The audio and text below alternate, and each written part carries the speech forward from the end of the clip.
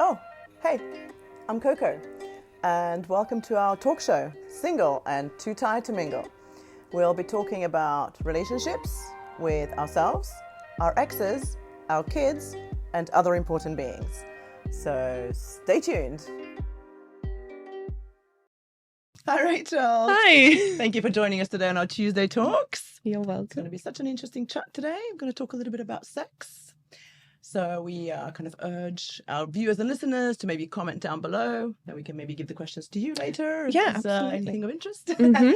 So you are a psychosexual and relationship therapist, specializing in working with clients who fall into the category of gender, sexuality, or relationship diverse. Yes. With the acronym GSRD. Yeah. And also LGBTQ. LGBTQ plus community. So there's a lot to cover today. Yep. Yeah. All right, we're very interested to hear from you.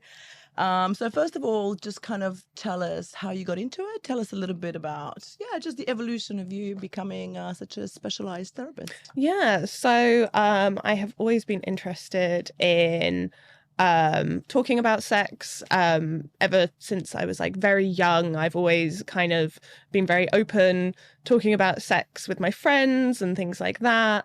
And so I felt quite natural when a job came up a few years ago at a sex toy company, and I was like, oh, that sounds amazing. That sounds right up my street. I can then tell everyone that I work at a sex toy company, and that will like spark off these conversations. So I worked there for a couple of years. In that time, I was then like, I really enjoy this. I want to learn more about it. I did a master's in gender and sexuality. And then from that, I was like, I'm enjoying this even more. I want to do it full time. I want to do it as a career. I want to talk about it more. And I've seen firsthand how talking openly about sex and sexual pleasure can help people really have much better and more enjoyable and more fulfilling sex and relationships. And so then I trained as a sex and relationship therapist, and here I am. Amazing. On Tuesday Talks. So just going back a few steps. Mhm. So you said you were always interested in talking about sex. So when did this always start? How young is young? I mean, like, I want to say ever since I can remember, but that's obviously like not true. It's not like I was So she was 5 in years high old. school? Yeah, I Or would say before so. that? Ever since, like, I would say I was in my group of friends, like, more of a late developer. So, like, 15, I think I had sex, but I had friends who were having sex at like 13, which is very young. But so ever since sex was kind of like a spoken about topic at school, in our friendship group, things like that, that has kind of been from when I've been interested in it, I would say. So like an early teenager. And have you had experience before then? Or was this just like something that was interesting to you? I think it was just interesting. Like, I didn't even have my first kiss until I was like 14, I think. Right. Like, which is a very normal age. Like, if anything, it's still on the young side. I just want to put that out there for everyone who's worrying that they're a late developer if they haven't had a kiss at 14. It is very young, yeah. Yeah, but like, I think, it's just always fascinated me. So makes sense that I'm here now. Okay. I'm just going to touch on something that we chatted about earlier, because you were saying you were in a friends group, and that friends group was kind of interested in sex, and you guys were maybe a little bit different to all the other kids in your class or school. So were you ever kind of labeled as anything, I don't know, maybe promiscuous or anything like that? Or did it just kind of fly by? No, so yeah, when I was at school, like I was saying to you earlier, like I was never one of the popular kids or anything like that. And so inevitably there's sort of a pecking order at school, and we ended up getting picked on by the kind of popular kids. And they kind of labeled all of us as like the dirty sex group. Which, wow, that's harsh. Yeah, which is just like a wild thing to accuse teenagers of, especially because like half of us at that point, including me, had not had any sexual experience at all. And so I think that label of like promiscuous has followed me from a very young age. But now it's something that I embrace along with like a lot of my friends, and we really enjoy that. Nice. Okay. So what falls under GSRD? What do you deal with specifically? So I, like you said earlier, so gender diversity, sexuality diversity, relationship diversity. So just anything that sits outside of what you would typically consider to be like the norm, which is such a broad thing that I'll break it down a little bit. What would you consider the norm? So, like gender diversity is anyone who is like trans, intersex, agender, genderqueer, like anyone who's not what is commonly referred to as like a cis man or a cis woman. Right. So like anyone who isn't that would be like gender diverse. Sexuality diverse is like you said, LGBTQ or like queer, anyone who's interested in pursuing relationships with people who aren't of the opposite gender, right. Or like that exclusively. And then relationship diversity covers things like kink and non-monogamy, so people who engage in sex practices that are seen as outside of like the norm, and non-monogamy as in people who engage in multiple romantic relationships at the same time with everyone's consent and participation. So not cheating. That is not covered under the umbrella of non-monogamy. You can't kind of squeeze that in. Yeah. So what percentage of the population would you say is kind of non, traditional, let's say, or what we like fits into one of those categories? Yeah. I mean, I really think it's much bigger than people admit, right? Yeah, absolutely. Especially because like those are like three quite large categories there. Like anyone who is like not straight fits into that. Anyone who is trans fits into that. Anyone who engages in kink, which is like a large proportion of people, whether they are aware that what the kind of sex they're having could be considered kink or not. And non-monogamy is also like a growing, I don't want to say trend because it's not a trend, it's been around for thousands of years, but awareness of it is growing. And I do think along with that comes more people trying it out. So I think the statistics keep rising as well, like more young people are identifying as queer than ever before. I think the most recent statistic is something around like a third, between like a fifth and a third of all kids, they feel like they sit somewhere in like the queer umbrella. Non-monogamy, there's a study in America that said like 1 in 5 people has engaged in non-monogamy at some point in their life. So it's really like, once you add it all up, it's probably like over half of people are some form of GSRD. So it's really like, it's quite hush-hush, I think. Yeah, I think a lot like in general, why I wanted to get into sex therapy was talking more openly about sex. And I think these are like the more hush-hush things within what is already quite a hush-hush topic. So I think it's really important to talk openly about it. Okay. That's what we're here to do today. All right, let's go slowly through a few of the things specifically that you do. So, what is kink? Okay, so kink is one of those things that's like quite difficult to explain. But a good definition that I like is that it is anything that you do for sexual enjoyment that would be considered non-enjoyable in a non-sexual context. I've really butchered that, but okay, I think we can imagine. That's okay. Did that make sense? Yeah, I think so. Tell me if it made sense. Maybe you can walk us through like a case study or like so a good like I'm trying to be too broad there. I'm trying to encapsulate. Let's narrow it all down of to an kink. example. So I think when people think of kink, they most often think of like BDSM, which stands for like bondage, domination, sadism, masochism. Like it's kind of a like, you think of like restraints, you think of whips and chains, you think of being in like a dungeon and someone wearing like a hood or a face mask or something like that. Like you think of that quite like aggressive, power dynamic kind of sex. And that is obviously a big part of kink and what a lot of people think when they think of kink. But it's not just that. Like a foot fetish can be considered a kink. Like if you're into feet, if you're into, oh my God, like almost anything. Like you could be really into cars. Like literally anything can be a kink if you get off on it and it's not something that like a normal person So would it is consider a missionary or kink. well, yeah, kind of. Okay. All right. I think we get the idea. Yeah. Okay, cool. Walk us through what are the boundaries or what happens in a polyamorous relationship? As in what makes a relationship polyamorous? Yeah. Okay, so in general, it would be all parties consent to it. Like everyone needs to be aware that the relationship is polyamorous. And so what I love about polyamory and non-monogamy, I kind of use those terms interchangeably, although like non-monogamy is an umbrella and polyamory sits underneath it. But what I love about it is that it just allows you to like create your own relationship. Like when we think of monogamy, generally we think of like a very specific kind of monogamy, which is like you date some people, you find a person you like, and then you date each other for a little while, and then you become exclusive, and then you become boyfriend girlfriend, and then you move in together. And then you move in together, and then you get married, and then like you have 2.4 children, and then you live together happily ever after, and then you die.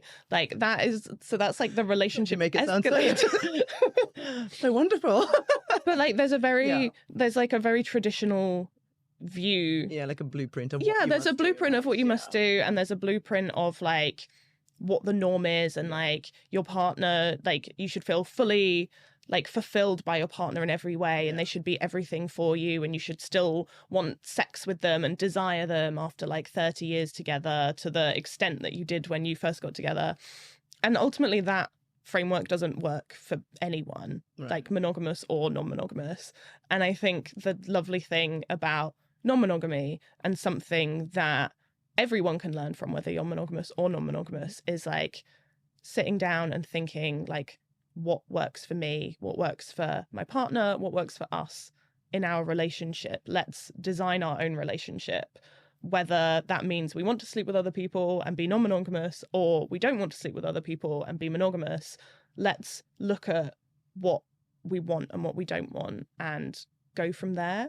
And so I think that's a really nice framework that I learned from non-monogamy. Interesting. Is it difficult to start that conversation with your partner? I think it can be. I think a lot of people see a conversation about opening up a relationship as a threat. Yeah.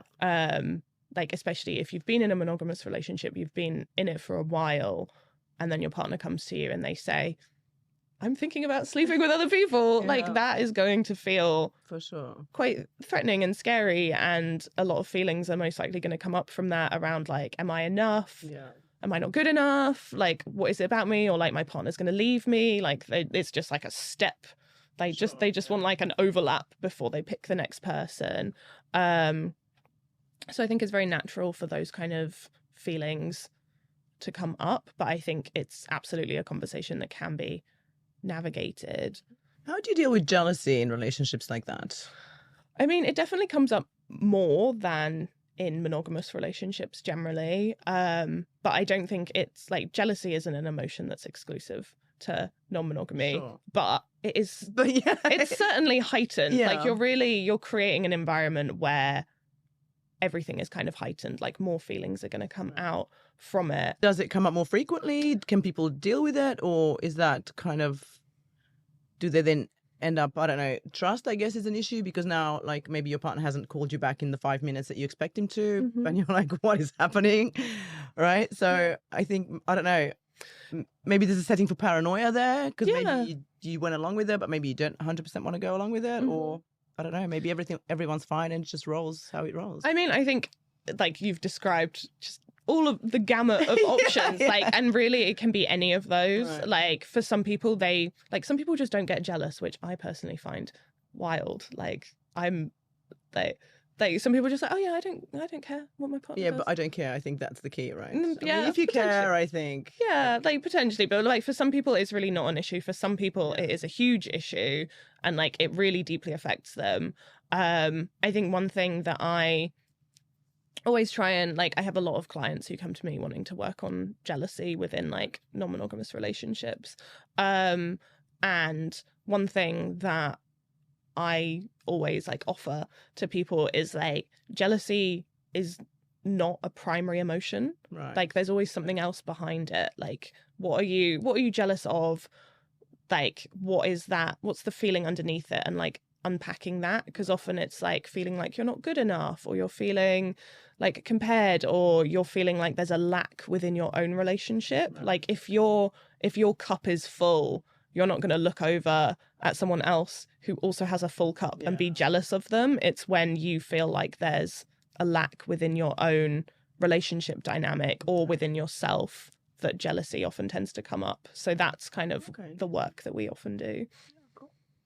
What is queer?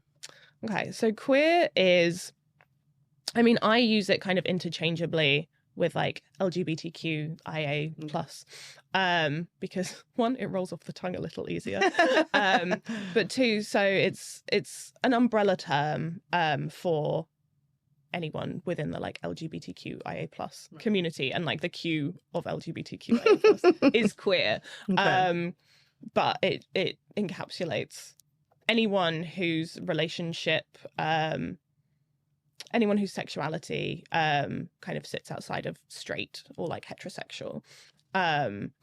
So it historically was used as a slur, and now a lot of people are kind of reclaiming it within the community. So that's partly why I like to use the term queer when like describing my own sexuality and when talking about queerness generally. It's also like a rejection of the norm, like the same way that I talked earlier about like learning from non-monogamy when picking what works for you and what doesn't work for you. I think queerness captures the same essence of like rejecting what society like tells you is the norm and like allows you to like pick what fits you. Yeah. Okay. You also treat sex workers. Yeah, I work with. Quite interesting. I work with sex workers. Yeah. Male and female? Are they both, or? Wow, everyone. Yeah, like I don't discriminate. So, what kind of issues do they come to you with? I mean, on like kind of the same issues that anyone would come with. Like sex work is work the same way that any other work is work. We're all in some ways selling our bodies, whether we're doing like manual labor or, you know, having sex with someone for money. Like to me, it really doesn't make a difference. Like the vast majority of people who do sex work who come to me are coming because they have an issue around like stigmatization that comes alongside doing sex work rather than the work itself. Like sometimes it's around, I don't know, like an assault that happened or something like that. But for the most part, it's the stigma alongside that, or not feeling comfortable being able to be out to your friends or family or loved ones. Okay. So we're talking about sexually diverse people and situations. Does it differ across countries or cultures?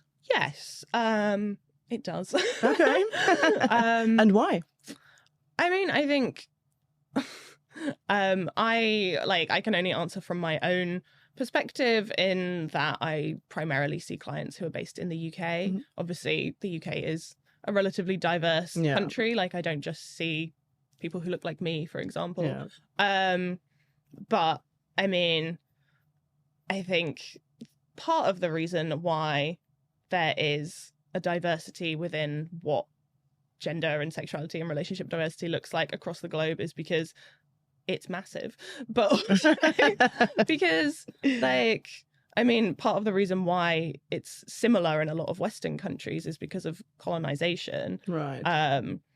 And part of the reason why it's different in countries that haven't experienced that in the same way is because there is just more diversity within those kind of cultures. Okay, cool. Let's just touch upon gender diverse as well. I think that's kind of becoming more and more mainstream and in the media. What does that mean exactly? So that would mean anyone who sits within like the trans umbrella of like not conforming to like I was assigned female at birth and I identify as a woman and my gender identity like correlates with my sexual like my sex organs essentially. So anything outside of that, and that can also include like intersex people who are born with like, well, there's lots of different ways in which you can be intersex, but Do you want to tell us a few? So like if you have like androgen insensitivity disorder, I think it's called, or androgen insensitivity syndrome, that's when you are when your chromosomes, yeah thank you, when your chromosomes are like male, which is XY, thank you. You're really pushing my like science knowledge to its limits here. So you are like in the womb, you are developing as like a boy, like you have testes, however your body is naturally immune to testosterone, and so you're not responding to those sex hormones in the womb telling you like grow a penis, like put the testes in the scrotum, like all of those things, like your body's not responding in that way, and so whilst you have testes, you develop and present for the most part in the world as a woman, female. Yeah, it's interesting that all the embryos actually start off as female. Exactly, and that's why men have nipples. That's true. Fun fact. Yeah, that is a fun fact. And also, it's really interesting when you look at, like, I don't know if you've ever seen, like, diagrams. Like a cross-section of a human? Are you... No? Maybe I should. Maybe we're going to cut it out. Yeah, because it's literally the same. It's just inverted. I was going Okay, go. Right, this is not going to be so straightforward to cut and paste. All right, go. No, do you know why? There was an exhibition called Human years ago, right, which was actually very controversial. So is it the one at the O2? Maybe it was massive. Maybe when the bodies were actually sliced. Oh wow. Actually, it doesn't matter. Don't worry about the details. But actually, it was just naked bodies sliced in different directions and cross sections, and you can actually see that the female organs are just basically projected downwards. Yeah, exactly. So okay, so we were going to say the same thing. That's right. Yeah. So if you look at like a diagram of like what a penis looks like versus like a clitoris, and especially if you look at like the internal structure of it, which like we've only been able to look at the internal structure of a clitoris since 1998 when it was discovered, or like researched properly, but they are basically the same thing, like the same structure, and so it's really interesting kind of looking at that. Yeah, I agree. So I did a little office poll. When I said I was going to be talking to you, everyone became very interested all of a sudden. So I have some questions from my office mates. So one, why is kink so enjoyable? Good question. I mean, I think one, it's not enjoyable for everyone. There are going to be people out there who are just not into it, and that is totally fine. I think for a lot of people, there is a degree of like power control is very nice. I can't remember who says it, but there's a quote I really like, which is like, everything in life is about sex apart from sex, which is about power. Yeah, interesting. And I don't think that like stands true all the time, but I do think it applies very nicely to kink and why I think a lot of people enjoy kink. I also think like bodies are amazing, and there's so many different ways that sensations can be enjoyable, and like if you just let yourself experiment, like you're bound to come up with some new way that you enjoy being touched. And I think kink is kind of part of that. And I also think kink can be very fun and playful. And like ultimately, I think sex should be fun and playful and enjoyable. And it just kind of really like brings that front and center. Good answer. What are some of the most common issues that people come to you with? Around kink or just in general? In general. So I would say a lot of people come to me wanting to open up their relationship and wanting help navigating that. A lot of people come to me with jealousy that they're experiencing as a result of non-monogamy. Some people come to me with like shame they have around certain kinks, and wanting to kind of work on that internalized shame that they have.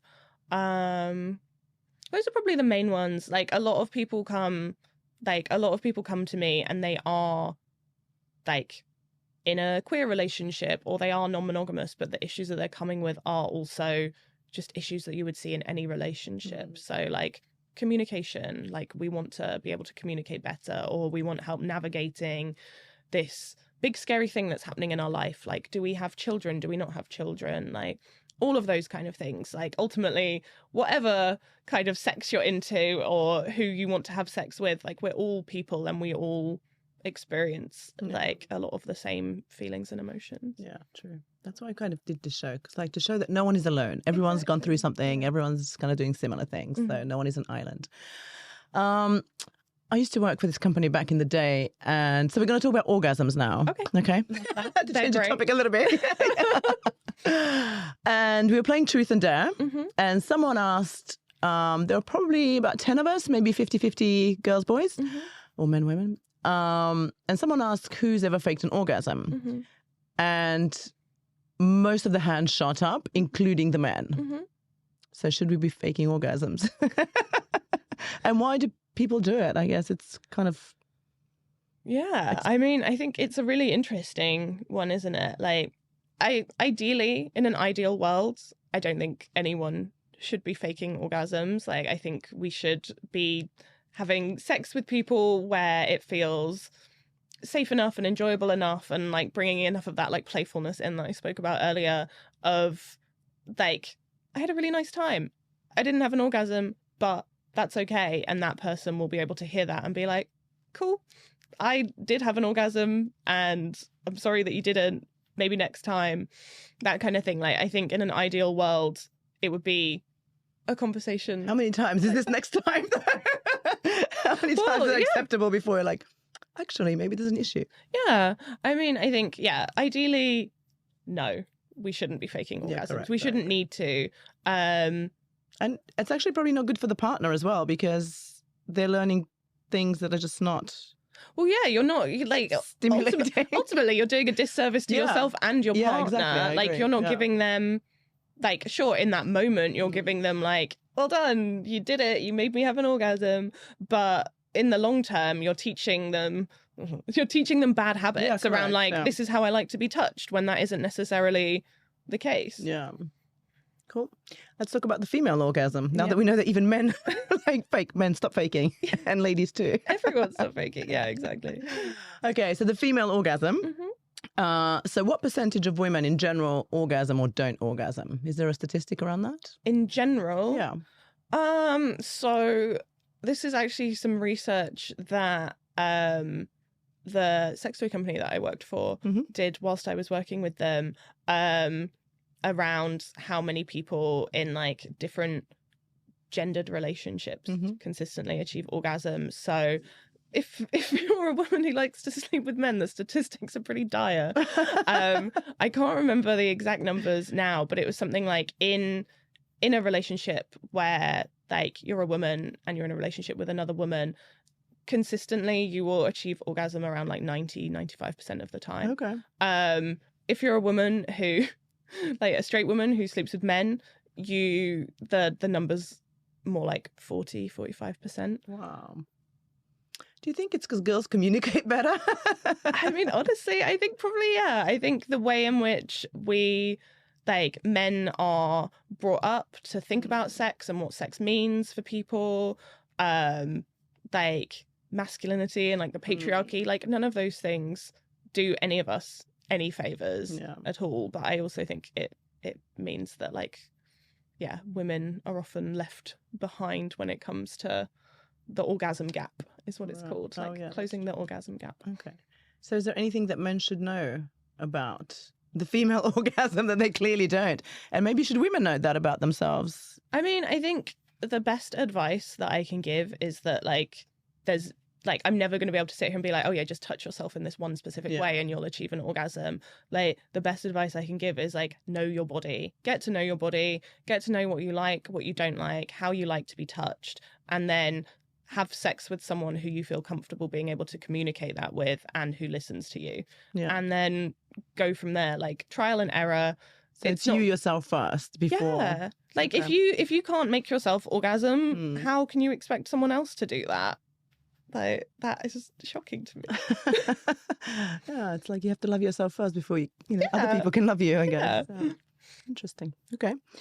Why is talking about sex still such a taboo, or orgasms, or things like, okay, if we talk about reproduction, this is the only way that humans can reproduce, right? Mm-hmm. So why is it still such a taboo topic?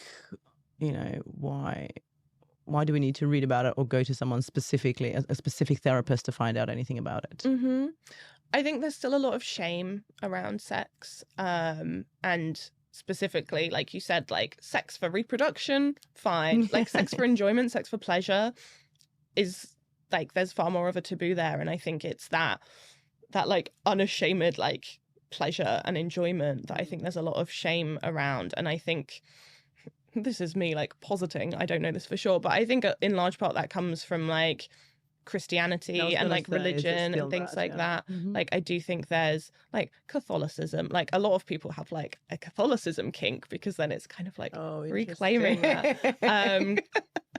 But yeah, like that shame is just like an inherent part of that. Like you're born into this world and it's immediately sinful. Like you have to apologize for everything you do. Like, yeah, I just think that probably plays a large part in why sex is still kind of seen as shameful and taboo. Okay. So let's say I come to you for the first time for therapy or whatever. What does that look like? So what we would do, like, it's pretty similar to like if you've ever had therapy with any other therapist. Like the first session is an assessment session. We would sit down, I would kind of take your history, I would ask you lots of questions, I would ask what you want out of therapy, like what do you want, like what is your goal, and then I kind of always go from there, and then just asking lots of questions, trying to get like as full a picture as possible of like you as a person, you as like a sexual individual, like any medical history, especially if like, I don't think this would be why you were coming, but like if you had erectile dysfunction, I would be asking you about what medication you're taking, like how long that's been an issue, that sort of thing, like getting really in there and asking questions that some people find, well, they are personal questions, but like some people feel quite uncomfortable answering them. But I always try and create an environment where people feel as safe as possible answering those questions. Yeah. I don't know, just by being myself. It doesn't always work, but like ultimately I try and like people choose to come to me. Sure. Like I work in private practice, people are seeking me out. I always do an initial call with people. I ask them to speak to multiple therapists, and then if they want to work with me, they come to me. And so it seems to work so far that like by that point, if someone has chosen to come to me, they feel comfortable enough opening up about it. Does it take a long time for people to actually open up as to what the issue is? I think a lot of people, like they come with an issue and then you've done like 6-8 sessions with them, and then there's just this like big reveal and they're like, oh, by the way, there's this whole other thing. And then I'm like, okay, that's actually what we're working on here. And it's like a well-known thing in like therapy generally. There's this thing called door handling, which is when you've got like 5 minutes left in your session and the client's just been like chatting about whatever the whole time and you haven't really gotten into anything, and then with like 5 minutes left to go, they're like, okay, so this really big thing happened. And you're like, why have you done this? Everyone works better under pressure. Okay. Is there anything that I haven't asked you and you think it's something that is really interesting or popular, or that you're coming across that would be interesting for our viewers and listeners? Oh, we're going to be here for... I don't think so. I mean, I think... Yeah, I like the Christianity kink. That's quite... I would have never even thought of that. Honestly, like... Yeah, there is a kink for absolutely everything. I can guarantee you that. And like, that is kind of what I love about like, humans are just weird little freaks. And I love that. No? Why not just admit that, right? And then we can all talk about it. And then we can find the people who are into that weird freaky stuff. And then we can do the stuff. Like, it just makes sense to me. Okay. Is there like a positive takeaway that you would like to leave us with? I think know yourself, get to know your body, get to know what you like, learn to communicate that. these are all like big things. Like I'm saying this like it's easy. Like all of these steps take time. Really think about what serves you in life, like what you want from life, from relationships. Don't think about like, oh well, I have to do this. Like if you have the privilege to be able to, like, step outside of like what you feel like you should do, step away from the shoulds and into like what you actually want, and then go from there, and be open and upfront with people about what you want, and be surprised at how that's often reciprocated. Oh, interesting. Yeah.